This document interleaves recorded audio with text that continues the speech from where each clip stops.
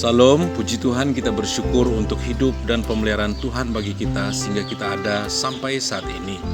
Firman Tuhan adalah sumber kekuatan bagi kita untuk menghadapi pergumulan, sumber hikmat untuk menjalani hidup dan mengerti isi hati Tuhan bagi kita sehingga kita tahu apa yang Tuhan ingin kita lakukan. Saudara, firman Tuhan hari ini yaitu dari Kisah Para Rasul pasal 24 ayat 1 sampai 27. Namun saya hanya akan membaca ayat 24 dan 25. Demikian firman Tuhan. Dan setelah beberapa hari datanglah Felix bersama-sama dengan istrinya Drusilla, seorang Yahudi. Ia menyuruh memanggil Paulus lalu mendengar daripadanya tentang kepercayaan kepada Yesus Kristus. Tetapi ketika Paulus berbicara tentang kebenaran, penguasaan diri dan penghakiman yang akan datang, Felix menjadi takut dan berkata, "Cukuplah dahulu dan pergilah sekarang. Apabila ada kesempatan baik, aku akan menyuruh memanggil engkau." Saudara, secara keseluruhan pasal 24 ini mengisahkan tentang Rasul Paulus didakwa di hadapan Felix dengan dakwaan bahwa Rasul Paulus adalah pengacau yang telah menciptakan perpecahan di kalangan orang Yahudi.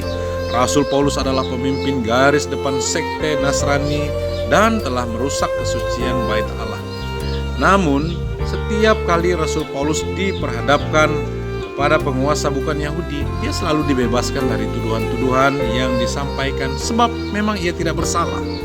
Dalam kesempatan untuk membela diri di hadapan wali negeri yang menjadi hakim atas bangsa itu, dari pembelaan Rasul Paulus, beberapa tuduhan ia bantah. Tapi yang menarik adalah ia mengakui berbakti kepada Allah dengan menganut jalan Tuhan, percaya kepada segala sesuatu yang tertulis dalam hukum Taurat dan kitab nabi-nabi. Rasul Paulus berkata, "Aku menaruh pengharapan kepada Allah," sama seperti mereka juga, bahwa akan ada kebangkitan semua orang mati, baik orang benar maupun orang-orang yang tidak benar. Sebab itu aku senantiasa hidup dengan hati nurani yang murni di hadapan Allah dan manusia.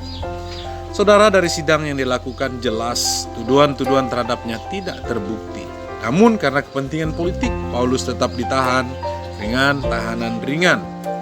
Kisah lain yang tak kalah menarik adalah ketika wali negeri mengharapkan suap dari Rasul Paulus. Namun sia-sia karena Rasul Paulus bukannya menyuap, tapi justru memberitakan Injil, berbicara tentang kebenaran, menyampaikan firman Tuhan. Saudara, penerapan bagi kita adalah yang pertama, hiduplah dengan iman yang kokoh kepada Yesus Kristus. Hidup dengan hati nurani yang murni di hadapan Allah dan manusia, sehingga kita selalu benar dan bebas dari tuduhan dan fitnah orang yang bermotif jahat. Yang kedua, dalam kondisi sulit dan terjepit sekalipun, jangan kompromi dengan kejahatan dan bersekongkol melakukan dosa.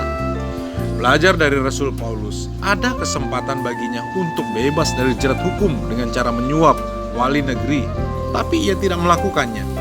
Yang ia lakukan adalah bicara tentang Yesus Kristus, penyelamat manusia satu-satunya itu. Saudara, hiduplah dengan iman dan hati nurani yang murni.